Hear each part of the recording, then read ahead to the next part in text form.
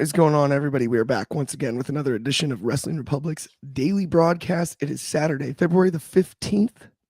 I'm stoked to be here, believe it or not. We've got Friday Night SmackDown to break down today. I'm stoked about that. We've got a sick weekend of wrestling tonight. We've got a deuce of shows, 2 in a row, good ones. NXT Vengeance Day as well as AEW from Australia. We aren't going to be talking about those just yet. We're going to break down SmackDown from last night. And if I'm going to break down SmackDown from last night, I got to bring in a sweet crew. Let me introduce them to you really quick. First and foremost, I'm going to send this one to New York City because we've been hanging out for 2 straight days now. What's going on, Megan? Good to see you again. Hey, I'm doing good. It's snowing here today, so it's kind of a slow-moving day, but it's always good to do a show with you, Clark. You know, it's always a good time. And, of course, Anthony as well. And just doing good, feeling good, and ready to talk about SmackDown. Absolutely. I'm stoked to get into it. And as you mentioned, let's send it to Philadelphia, home of the world champions. I got to admit it. They got us this time. Dang it. But out of opinions, Anthony Ricciardi is in the building as well. Try not to rub it in so much besides this silly hat you're wearing. Dang it. I mean, you mean the beat down in the bayou? Was that what you were referring to that took place last Sunday? No, I mean, I have to. This is the one daily I'm doing with Clark this week, so I have to wear the hat just to mess with him because he knows he got ahead of me the last time, so I had to do this. Let's talk about SmackDown and try not to be as negative. I'm stoked to get into it. Don't get me wrong. 2 out of 3 is pretty good. That gets you in a lot of Hall of Fames. You know what I mean? We'll take a loss to a team as good as y'all's. No doubt about it. I got to tip my cap. I mean, the 2 we won, we beat Brady and Mahomes, so we ended 2 potential 3-peats. But yeah. Other than that, you've beaten no good quarterbacks in Super Bowls. But we've also got Shoddy in here, as well as Baby Boy. Let's go. Absolutely. Shoddy supports the hat. Counts as 2 viewers. Of course he does. Fly Eagles Fly here from Deontay Belladonna. It's fair. It's fair. Go Birds here from Shoddy as well. This is actually hilarious from DCX Warlord. He said, it's not a statement. It's a fact of life. The Miz is a dummy. Yeah. Very good. Oh, man. And then Megan, I do believe I have to say thank you for Saquon, by the way. Sorry. Oh. Listen. Okay, back in 2023, I was rooting for the Eagles. My mom, she was rooting for the Chiefs. Eagles lost. She rubbed it in. Mm-hmm. I had to wait 2 months, and I rubbed it in when Roman had won and beat Cody. I got my revenge. This year, she's the right side of history. She picked the right team. Okay, good. Fly, Eagles fly. Yes. Oh, it's brutal. It's like brutal. You're outnumbered every time. Well, I'm not worried about it. I mean, listen, at the end of the day, if you're going to be as good as the Chiefs have been in my lifetime these last few years, I had to have expected this in some way. Like, we were so terrible for so long, and then we finally got good, and we had all the success. Like, it can't be all good from here. We're not going to win the rest of the Super Bowls. I have suffered plenty as a Philly sports fan, seeing teams collapse at the end. So I have to take, my yeah. Oh no, I don't even blame you. Y'all outplayed us 100%.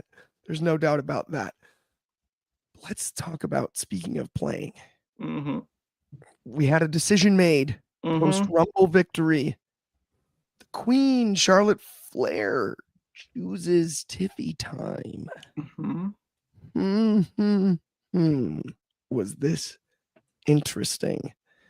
Because I don't know anybody that looked stronger than Charlotte did sitting in a chair talking down to Tiffany Stratton. It was, I think, the Charlotte we all wanted. It was the Charlotte we would have asked for. The expectation that she may be cheered upon return from injury. We had that proven pretty much false over time. The idea that it wasn't a surprise, her return, it was announced in advance, happened. Now we've got heel Charlotte. This is what I was asking for. So I did want to start with that because I do really appreciate it. And we've got Deontay Belladonna here with Tiffany is cooked. Yeah, it's not looking good. And then sup WR fam, and congrats to Shotty for my make beats. Yes, absolutely. But see, yesterday I said I was going to congratulate him only one more time, and I did it yesterday. So it's too many. I got to stop congratulating Shotty. He's been congratulated enough. But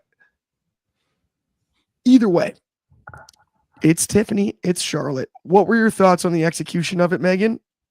And how excited are you for this match at Mania? Do you think there's any chance Tiffany Stratton, it's a crowning moment and pulls one of the biggest upsets, I think, on paper we've seen in a world title match at a WrestleMania? Well, I've been kind of pushing for this. I've been speaking on it. I felt like this was the WrestleMania match that needed to happen. Wrote about it, but just felt like this needed to happen. It probably would have happened if Charlotte didn't get injured, but last night she made her choice. She chose Tiffany.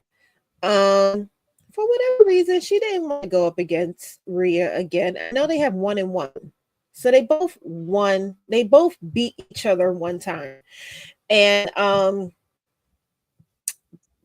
Charlotte's just not interested in breaking that record. She just doesn't care. She wants to challenge the new pretty face on SmackDown, and that's Tiffany. I think it also played something that Tiffany had said. I think it was online, but she pretty much came for the I want to say the age difference between the two of them.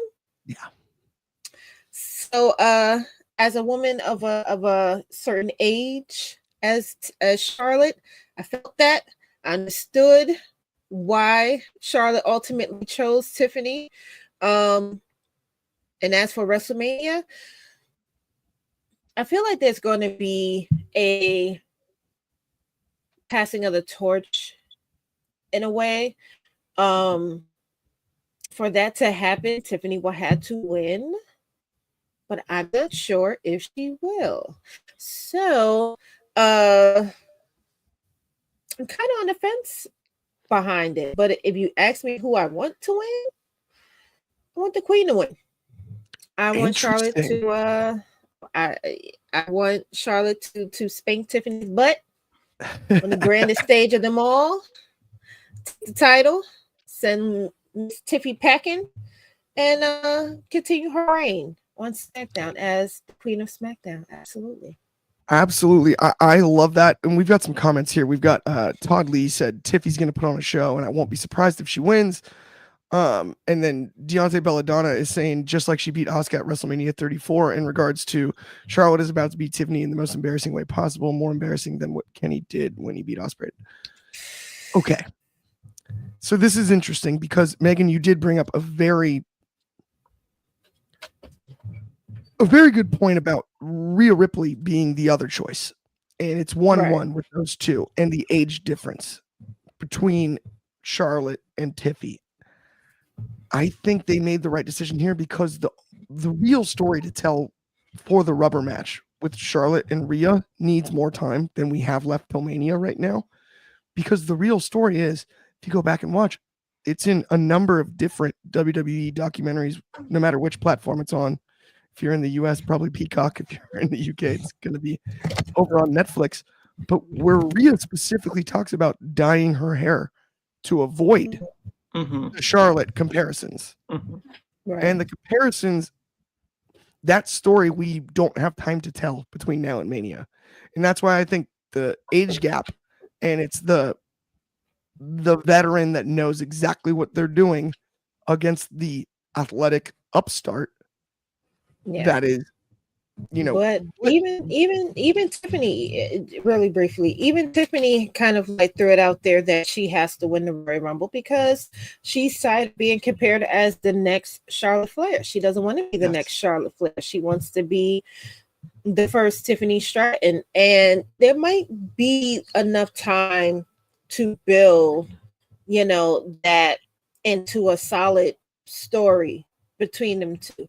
I don't think WrestleMania is going to be the end of it. I think it's only the beginning of it. And if you by chance have Charlotte beat Tiffany, then they could build up the story like how Cody, maybe not the whole finishing the story type of thing, but they could build something to where Tiffany is determined to get her title back. Yeah. And build that up from there. If Tiffany happens to win, I don't know where that's necessarily going to leave Charlotte.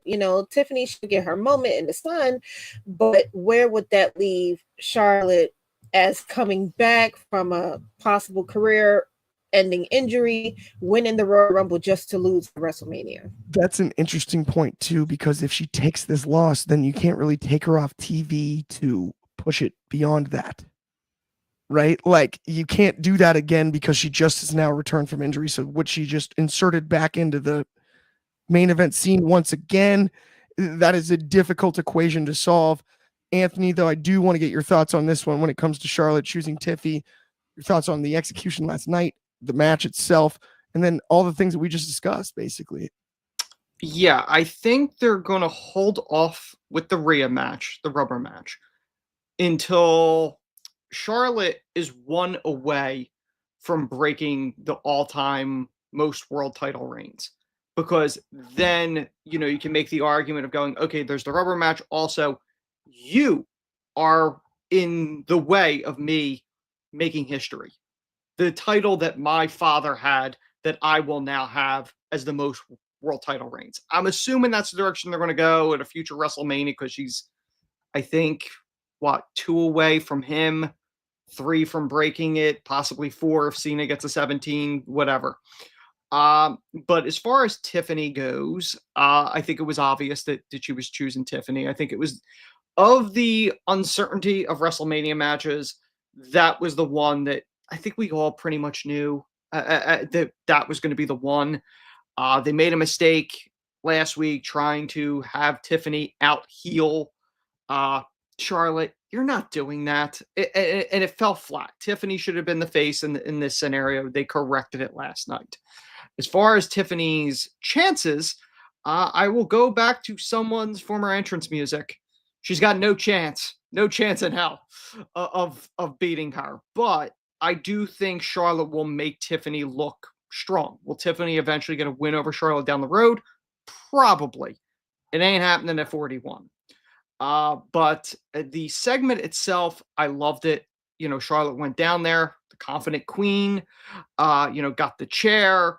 It reminded me a little, and you guys would get this reference, the younger audience might not. Remind me a little of like a Sharon Stone Basic Instinct type thing, where she was very confident in what she was about to say. I love the camera angle that they did, the way they shot it, and the WrestleMania sign. It was, you knew this is going to be used in the video package. When the WrestleMania video package comes out for this match, that shot's going to be there, and that'll be the photo that's everywhere promoting this thing. But it's the logical move, especially if you're having Charlotte go over. Her beating Rhea, it needs to be more than just beating the rubber match. If she does win it, having the title on the line and Rhea being the champion would make more sense. Now, would Charlotte just put Rhea over? I don't know how much longer Charlotte's going to want to do this, because there's really what's really left for her to accomplish other than getting the all-time record. What's really left? I mean, there's certainly talent she could work with, but I don't know if she wants it. Like, the grind, she's not working full-time schedules. Very true. You know what I mean? So she's going to be on a reduced schedule, whatever it is. But I don't know how much longer she's going to want to do it. She could do it another 10 years. I don't know, but I don't think it's going 10. I'm in agreement that I do think Charlotte goes over in this one. I could see a Tiffany Stratton upset. I'm actually glad that the decision was made, though. We vetted that when it comes to the difference between the decision, whether it's Ripley or Tiffany. Mm-hmm. And I do believe she made the right one. The other thing I wanted to mention, though, is the chair spot. Mm-hmm. A lot of times when someone grabs a chair, you're just assuming it's going to be violence. It's going to be a weapon, yeah. There was something brilliant about Charlotte Flair last night. As soon as she grabbed the chair, you knew it was to like sit down. Yeah. She's going to have to, it was like, she's sitting the kid down to explain. The best was, wake Tiffy. Wake up, Tiffy. Yeah, right? Like, She wasn't going in there for violence with a chair, that we weren't going to see a concerto or anything like that. Yeah. It was like, no, have a seat, kid. Let's have a chat about this. It was definitely more of a rubbing salt in a wound. Mhm. Like, you got beat up by these two, and now I'm just here to tell you, you're gonna get beat up again by me, because I'm choosing you. Exactly. You know, it was Keep- definitely a humbling moment for Miss Tiffany. Keep that humbling. title warm. It's coming home to the queen. Yeah. Yeah. Well, and it was also like, look, I've got now the time to set up this chair to sit in, to Mhm. sit you down Yeah. and give you the talk, right? Like that is the way I read it too. Like, hey, and it's also Tiffy was no threat to her.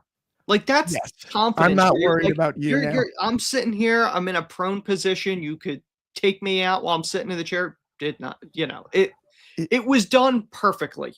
You know what it Yeah. looked like is like a youth soccer coach talking to the crying kid after a bad game, right? Like, It's hang awfully on, specific. let's all take a knee here, and let me tell you what the real deal is. Like, it's gonna be okay.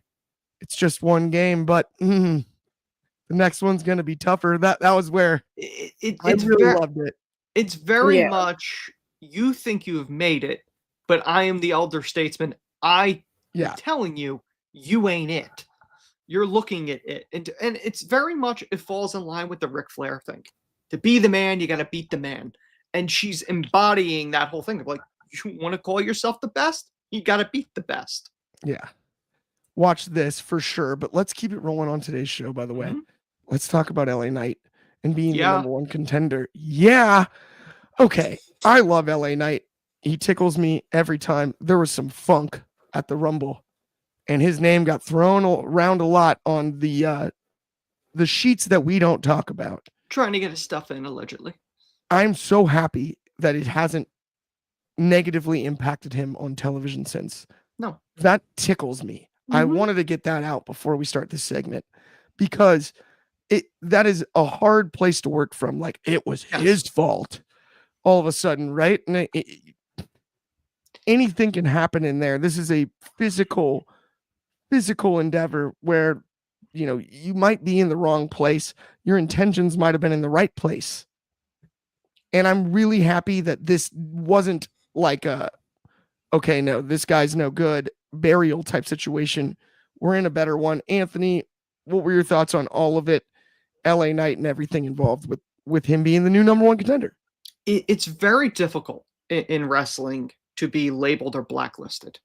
A perfect example would be Mr. Kennedy. The rocket ship was allegedly going to be on him.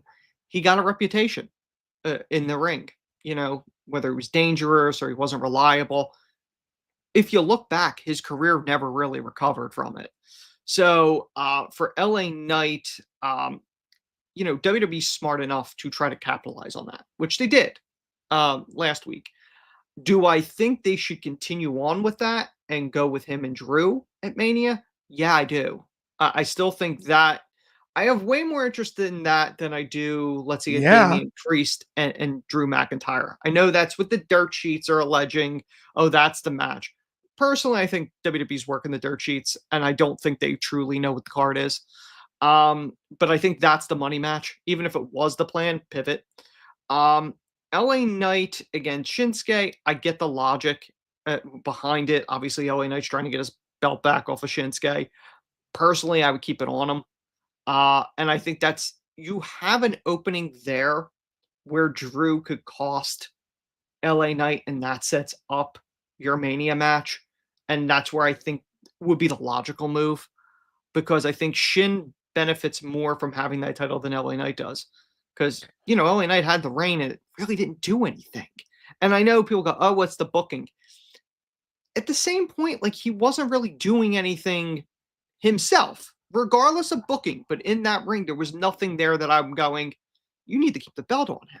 That's the logical move. Shin is doing some of the best stuff of his career.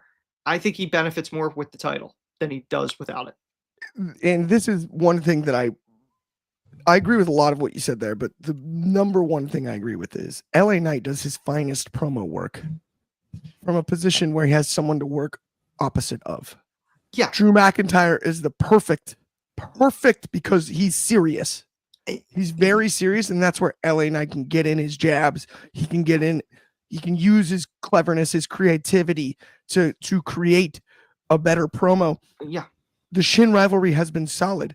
The one thing missing is Shin really can't fire back. Yeah. Outside of physicality, LA Knight is going to send the verbal shots, and you're just not going to get them directly back.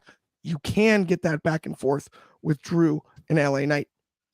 We've seen Drew opposite Damian Priest in the past. Yeah. Before we go to the next one, though, Megan, I want to ask your thoughts on this one too. Do you feel like LA Knight Drew is the play down the road, or is it Drew and Priest and LA Knight and Shinsuke? That's a good question because Drew and Damian was both on Raw recently, and they both had their WrestleMania moment with CM Punk. But I think with the whole play on about how Drew was supposed to have went backstage after the Royal Rumble, had a fit, and then LA kind of like, talking about the mental health and stuff, and it's all right to cry. Yeah, I could definitely see it being LA and Drew down in the near future, possibly WrestleMania. I don't think I want to see Damian and Drew pick up right now at this moment. I think right now I would rather see it as Drew and LA. I agree. I think we're all three in agreement there. You know what? The one thing is with LA Knight, and I'm not directly comparing him to Roddy Piper, but Roddy Piper was over and away. He didn't need titles. And I kind of feel like LA Knight's in that same category where like he really truly doesn't need titles or doesn't need to hold them long.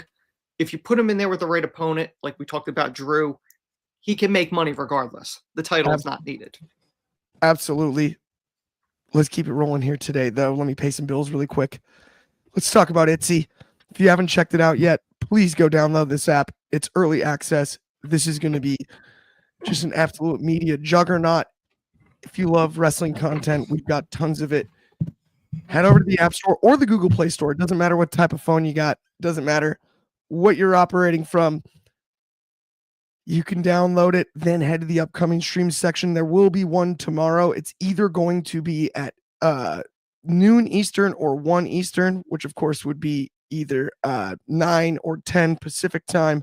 And then that's going to be like 5 o'clock over in the UK. But check it out. You can come argue with us. Come have some fun. Come talk some wrestling. Download the app. I assure you, you are going to absolutely love it. But with that, we've got more stuff you're going to love. Let's talk about the ultimate WWE conspiracy, because I watched this last night and all I thought was like, well, that didn't tell me anything. No. Did Liv and Raquel really take out Jade? Nope. Nope. No way. This is a red herring. This is an absolute falsehood. No way. You got the wrong people. It's somebody else. This is deeper than that, and I know it is. Dang it. No, I thought the whole time they're the distraction in this one because it's someone else. At least that's my opinion. But Megan, I'm going to go directly to you when it comes to this. Right. Yes. To fix my Who lights. is it? Yeah, I thought it was BS too. I thought it was BS too. When Nick Aldis showed the video, which you saw there was a little delay, I'm guessing that wasn't intentional. I wanted to see Naomi and Bianca's reactions. Their reactions, it didn't give anything. It didn't give like, whoo, now we're in the clear or anything. It kind of, I don't know. They kind of played it kind of cool, but I did see how Naomi, she said she want her apologies. Her and Bianca, they want their apologies because they weren't the ones that took Jade out. I feel like it'll be too easy to say it was Naomi. I mean, too easy to say it was Raquel and Liv. I feel like that's just not. It's not really exciting, because their names was already out there anyway. Nia's name was already out there anyway, even though it was Nia that kind of threw Naomi's name in the hat first. The one that first accused Naomi of attacking Jade.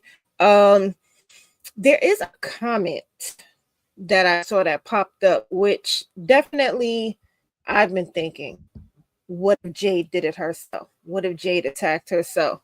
I think that's a possibility. I really think that it's a possibility. For instance, with the whole build between Bianca and Jade and how they kind of teased us with them at the first Royal Rumble last year, and then again when they was in Saudi Arabia for the women's battle royale.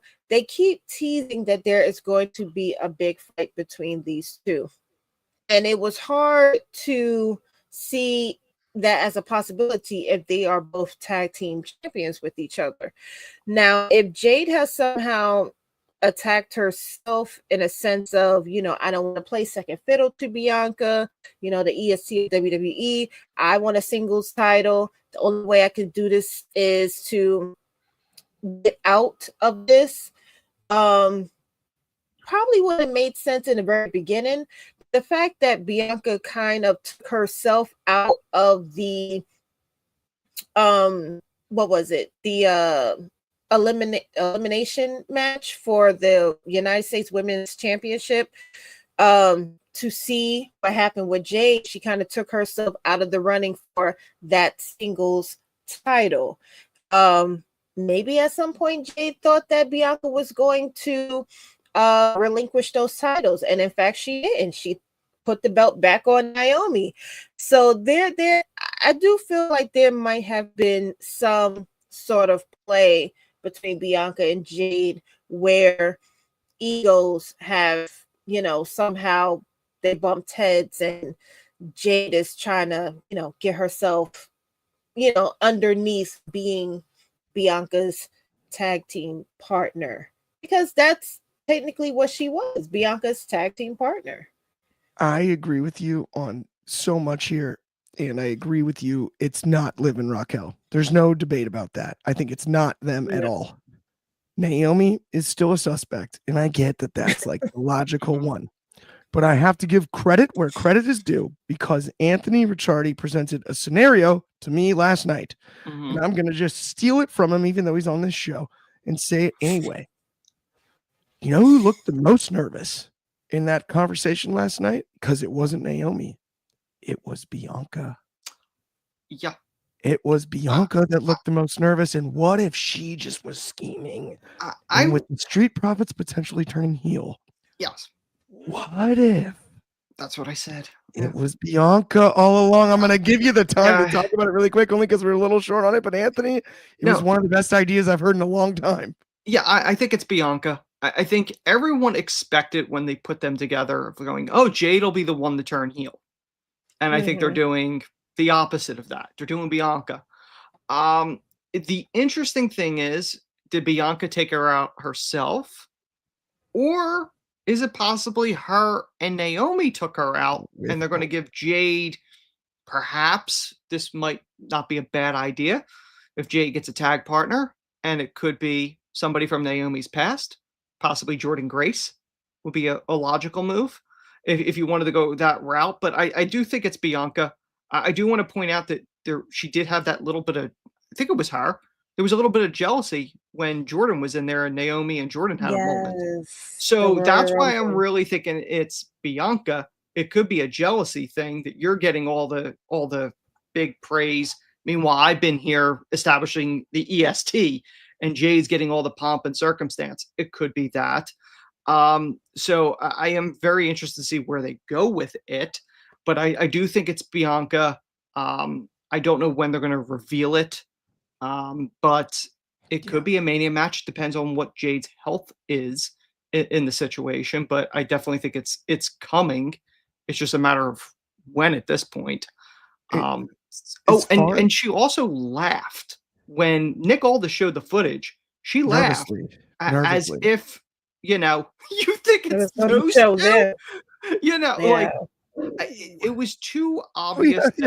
It was too obvious that it was a joke of those two would be the one taken out, because it's like, really, who's filming this and panning over? Like, it's just an anonymous person said it's Bianca. Bianca's the attacker. I think it's okay. So you think Naomi attacked Jade? Do you think Jade was attacked before the match? I think Bianca took her out. Personally, whether they have Naomi to be a part of it or Naomi's just the innocent bystander in this whole thing, I think Bianca is definitely behind it in some capacity, whether it's solo attack or group attack. I mean, because you remember when Jade was attacked, it was during the match between Bianca, Chelsea, and I forgot who the third, Blair Davenport, I think it was. Yeah, might have been. Maybe it was Blair. And it was during that match that Bianca left to go, because that's when they discovered Jade. So I was saying, do you think Jade was attacked before that match? And they had. It would either have to be before the match, because again, that's when they found her. Doesn't mean that's when she was attacked. So, it's either before the match or if Naomi's playing a part in it, maybe, but I think it's Bianca. That would be my guess. I think it's going to be one of those where the footage shows she attacks her right before the match and immediately goes to Gorilla to enter the match. Yeah, you're going to get the Triple H attacking Shawn Michaels security camera footage. Right. At some point. It couldn't have been him. He was wrestling. Yes. It couldn't have been her. She was wrestling. Exactly. No, it was, right? Yep. Like, exactly. Oh, no, it couldn't have. Not only that, I've thought about the way that Jade was laying prone when they showed her backstage during all of this. Yeah. Looks like the end of a KOD, doesn't it? On top of a car? That's what I'm saying. Yeah, but she was laying backwards. The KOD, she would have landed flat on her face, right? She would flip her. Would she probably roll over, though, if you get hit that hard? On the windshield? You're getting looked at late. It looks more. You would roll over and like cover your face because you landed on your face with a KOD. Yeah, but right? She's got to roll him over to pin him. Remember, she's got to roll him over to pin him anyway. That's the way she delivers the move. There's no pin. There's no pin, but my point is the way she delivers the move is there. Would she have performed the KOD on the roof of the car? That's what I'm thinking. Okay, well then that maybe. That's the picture that I'm thinking is like, right? But wasn't there smashed her and then dipped? Wasn't there a truck shot? Like she was power bombed from the truck onto the windshield? Wasn't that the visual? If I'm remembering correctly. Well, that was the assumption, I think, but they never showed her flying off of a truck. I love the speculation. I'm just saying, like, it's actually kind of fun to discuss, to be honest. Like, it could be anything. By the way, I don't mind being wrong on this. Like, when we're speculating about it here, because it could really, realistically, I'm really hoping it's not Liv and Raquel. You might not be wrong. There might be a writer right now with their notepad just jotting things down. Like, I like that. Okay, that's good. That's good. Like all smashes her with the KOD on the top of the car. She rolls it down to the windshield, and then all we need is the board with the string pointing to different people. Yes, literally, we do. These are the suspects. Yes. Where's what Fandango and Tyler Breeze were the fashion police? They were the investigators. They were WWE's investigators. Okay, let's move on to our main event of the evening, which is of course the Bloodline. Bloodline. Yeah, it's the Bloodline. No, it's the Bloodline. And tensions are rising. We have Solo back.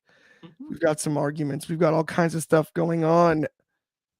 We've got a lot of bloodlines though still. And despite what we saw on Raw and Netflix, some of that stuff still needs to be solved. We need to figure that out. And Tongaloa obviously is not showing up anytime soon. He's botching on the disabled list. Yeah, there's no shot of that. I appreciated all of this, but I don't. If this isn't Jacob and Solo at some point, I'm not sure what we're doing here. Megan, can you make some sense of all of this? I could try. I don't know. I mean, Solo came out. He wasn't wearing his black and red like normally. He was wearing all white, looking very holy, very sanctified, very blessed. And he just, you know what? Let's momentarily talk about how Cody just let Jacob kind of run things. I didn't like that. You're the champion. You're the face of WWE. How are you going to let Jacob tell you that he's going to talk to Solo first? You know, I felt like Cody was kind of sunned at that moment. But on the subject of Solo and Jacob, I don't really know where that's going, because, you know, Jacob kind of gave the impression that he had some smoke with Solo that he needed to settle. And when he finally got to him, and Solo kind of explained, you know, what was going on or why what happened, it didn't really seem like Jacob really believed it. But I did see a little bit of Roman come out of Solo, where he said, you know, I love you, Jacob. You know, kind of just playing on the whole family ties. And, you know, you don't ever have to worry about me turning on you, because you're family and I love you. And everything I do is for the betterment of this family. And I said, yeah, Solo learned from the best. But was that a family member that Jacob beat up last night? I'm thinking that was a family member. Listen to this. Shoddy in the comments. Security guard who Jacob attacked looked like Tongaloa. It is. Family. It is. It is Definitely possible. family member. It was so isolated. You know, like they beat up a lot of people all the time, and they don't really give a moment to them. But they gave that guy a moment. Camera time too. And I said, yeah, we'll see you on NXT in a few months. Random security guy. It was weird. I saw the same exact thing. Megan, I saw the same exact thing. I was like, who's that? Family. Exactly. Yeah. Yeah, that's somebody blood related in this scenario. Anthony, I'm going to ask you about the same thing. Where are we going here? And like Megan mentioned, you have Solo dressed differently, acting differently even, which I appreciated. And I also agree that Cody sort of letting Jacob Fatu do whatever he wants was a little wild. What are your thoughts on last night? Also, the future of all of these rivalries, because they connect to so many other rivalries and matchups down the road in WWE. Where do we go from here? Speaking of connecting dots, connect some for me. Okay, I do have to give credit to Jacob. He's probably the first man in the history of wrestling to wear all white and not bleed. Because that is synonymous. If you're wearing white, it shows the blood more. So it was a little ironic that he was wearing the white. I've said it multiple times before. I will say it again. The money in the bloodline is Jacob Fatu. That is the once in a generation talent. That is the guy that should dethrone Cody at a Mania. That's the guy. Or it doesn't even have to be a Mania. He's the guy. When you're looking for the one, it's him. That's the guy that's money. He needs to destroy Solo. I don't know what they want to do with Solo, because I've been perfectly honest. I've never really seen anything in him, from the prize fighter thing that they tried to do, to the Umaga wannabe, to the pseudo pretend gangster that he's trying to portray. I almost feel like he needs to be repackaged in some capacity. I don't see money in him in a main event standpoint. I don't see world champion in him, to be honest. The Cody thing, I've said this multiple times. We are on the road to the eventual Homelander turn. with him. And with the crowd being behind Jacob, it would make sense that Jacob would be the babyface that would take him out whenever that time is. So I think, Cody taking a step back and saying, when Jacob's like, I got him. From a babyface standpoint, I've been fighting this family for 3 years. If they want to go beat up themselves, go right ahead. It's one less obstacle I got to deal with. That's a good point. I didn't think of it that way. When you look at it that way, you're like, sure. And especially Jacob. Who wants to fight Jacob? Oh, Jacob has his eye set on somebody else. Even from a heel standpoint, even if you look at Cody as the Homelander, if Jacob's distracted by Solo, that keeps him away from my belt. Why would I want to step in?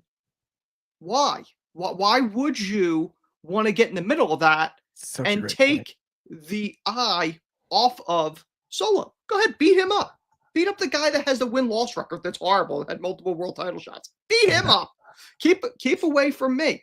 He still kept the babyface thing of going, yeah, you can have the first word with him. I'll have the last. Yeah.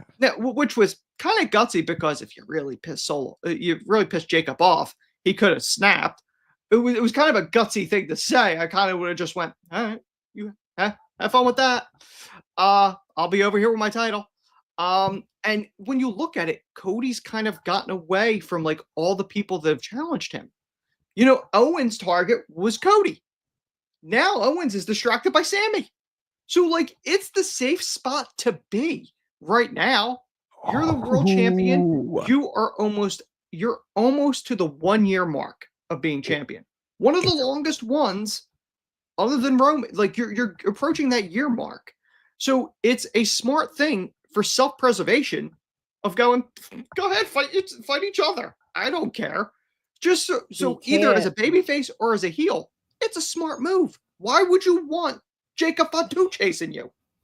You can't. Yeah, for the last couple of months, Cody has been playing it cool, trying to be friends with everyone, trying to be on everyone's good side. And he's learning that everyone has a target out for him. So right now, Cody is in a position where he's going to shoot first and act later. He's the one that's going to make the first blow. So, he's looking at Jacob like, you want some of this? I could take you too. You want your cousin want to jump in? I'll get him too. Cody, the whole conversation that he had with CM Punk, I think it really made it clear to him that he has no friends. He has no allies. There's no one back there that is going to protect Cody. He can't rely on Jay right now because Jay is too focused on his title run possible at WrestleMania. So Cody is he's not as calculated as he once was. Now it's coming from a man. I feel like he's realized heavy is the weight that wears the crown. Like when you think about it, like that's everyone wants your spot. Like people are behind you to win it. Everyone understood the story. Everyone respected the story. Everyone respected Dusty. They understood it. But make no mistake about it. You have the title that they all want. So like he's finding that out. And I think they slowly did this in a way where it's like, oh, wait, like, no, I can't just be friends with you and you'll support me. Like you want what I have. So it's very much, and you want to keep it. I refer to him as Gollum with the ring. It's very much, it's corrupting him. Punk did that great promo with him. It's laying the seeds for Homelander. That's what it is. I mean, it's just like that's what you're always going to say, Clark. I know. It's just as I mentioned before. Cody was never prepared for this. Every other person that his father has worked with at some point prepared them to be champion. Cody knew he wanted to do something that his father never accomplished. He wanted to do something that his brother never accomplished, but he was never prepared for what comes with it. He had to learn all this stuff on his own.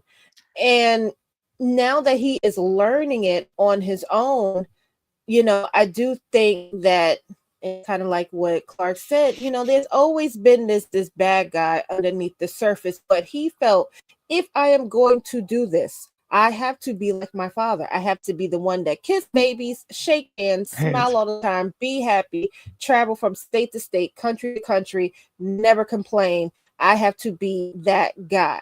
But The John Cena now type. Now he is He that has guy. to. And that's the difference, Yes. Megan. To your point, now he is that guy. And Mhm. that changes things. Oh, I love that. Yes. Okay, sincerely, we could talk about this the rest of the day. We got more stuff coming up later. Check out NXT Off the Air immediately following Vengeance Day. It's going to be great. Most importantly, though, tomorrow, same time, same place. That's going to be noon Pacific, 3 o'clock in the East, 8 o'clock over in the UK, and of course, 9 a.m. for my friends in Hawaii. Check out the daily broadcast every single day. Have an excellent Saturday on behalf of me, Megan, and Anthony. We will talk to you soon. Absolutely.